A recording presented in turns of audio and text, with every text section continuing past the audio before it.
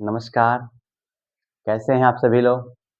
आशा करते हैं आप लोग बहुत अच्छे होंगे और अपनी लाइफ में एन्जॉय कर रहे होंगे। मित्रों, एक चीज़ मैं आपको बताना चाह रहा हूँ कि वास्तुशास्त्र में वास्तुशास्त्र में स्नानागार व शौचालय कहाँ होना चाहिए? अगर हम जो भूखंड ज़मीन लिए हैं, जो हमारा ये भूखंड है ज़मीन का, ये इस इस भूखंड में ये चारों दिशाओं के बीच में हमारी ज़मीन पे शौचालय और स्नानागार कहाँ होना चाहिए? ये मेन वो है, इसको आप आज जानें।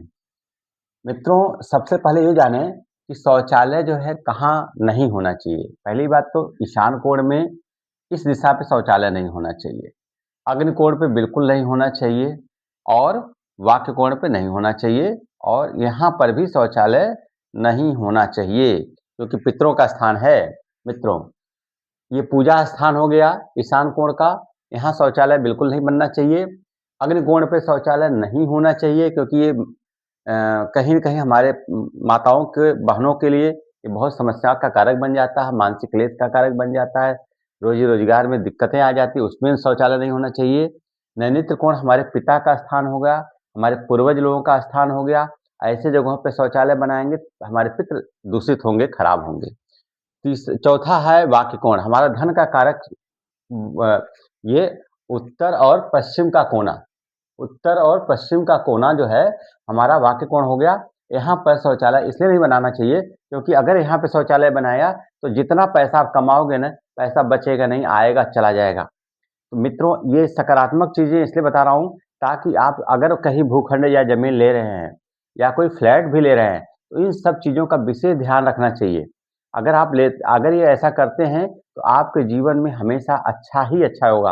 आप किसी के बारे में आप जब भी कुछ बोलेंगे तो पॉज़िटिव निकलेगा, क्योंकि घर ही से आपका स्टार्टिंग हो जाता है कि हम क्या कहना है, क्या करना है, क्या कैसे रहना है जीवन में।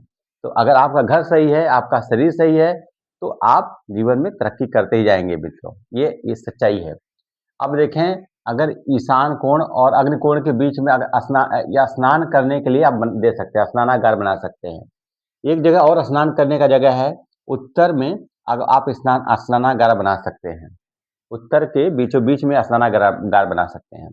और शौचालय का जो है, आप देखें अग्निकोण से मतलब पूरब और पश्चिम के बीच में अग्निकोण पड़ेगा।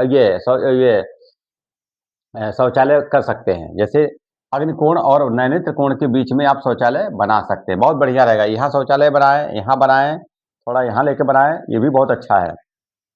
यहाँ नहीं करेंगे, शौचालय यहाँ भी दे सकते हैं, इस जगह पे यानी पश्चिम के बीचों-बीच भी आप शौचालय दे सकते हैं, बहुत अच्छा रहेगा ये।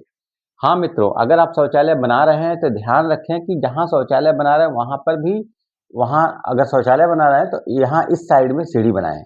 अगर यहाँ शौचालय बना रहे हैं तो इस साइड में सीढ़ी बनाएँ। मतलब अपोज़िट दोनों होना चाहिए। और कभी भी शौचालय बनाएँ तो दरवाजे के सामने कभी भी शौचालय दिखना नहीं चाहिए। सीढ़ी बनाते हैं तो सीढ़ी भी कभी दरवाजे के सामने नहीं दिखना चाहिए। उसका रीज़न ये है कि वो नकारात्मक ऊर्जा को प्रवाहित करता है। अगर आप ऐसा करते हैं तो आपके जीवन में नकारात्मक प्रभाव आने लग जाएगा।